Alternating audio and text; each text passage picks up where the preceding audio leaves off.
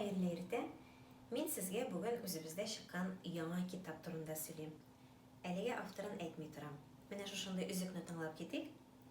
Татарлары горур, шөһрәт сөючән, кунакчыл, мал туплаучан, бик чиста, үзләренә күрә шактый укымышлы, хорафатларга ышанмыйлар диярлек. Алар сәүдә өчен туган. Мактанырга яраталар, үзара дус, бар нәрсәдә чама беләләр һәм бик хезмәт сөючән.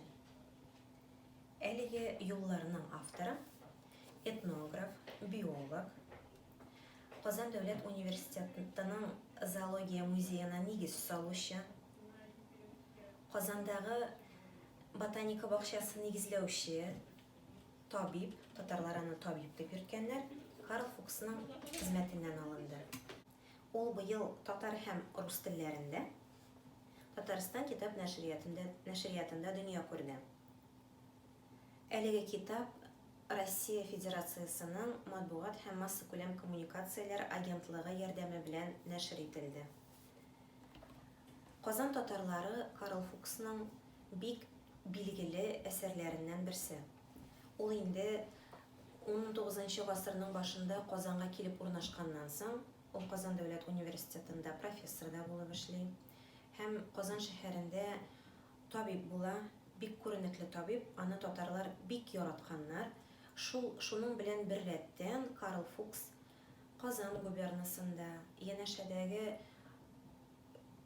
хәзерге заманның Чуашстан, Удмуртия, Башкортстан якларына кадәр барып җитеп, үзенең этнографик эзләнүләрен алып бара. Һәм шуларның нәтиҗәләрен шул елларда дөнья күргән Казан университетының журналында да бастырып чыгара торган була. Менә бу хезмәт шуларның берсе булып тора инде. Монда нәрсәләргә игътибар итәргә мөмкин?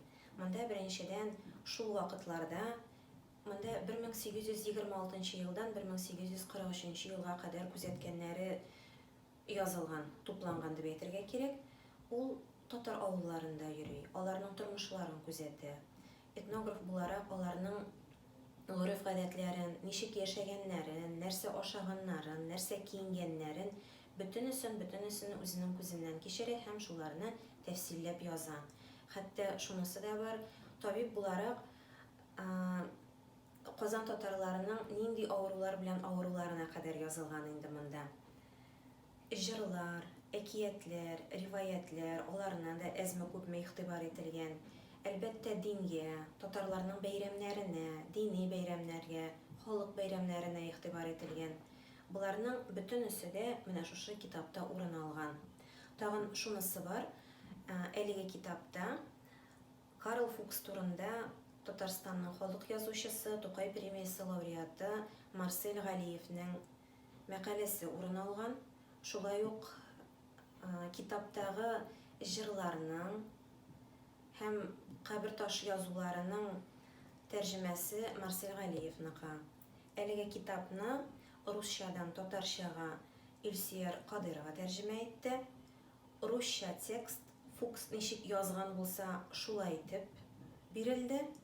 Без инде моны репринт басма дип тә әйтә алабыз, чөнки ул вакыттагы урыс язуы сакланып калды. Ничек бар, шулай иттереп укучы игътибарына тапшырыла.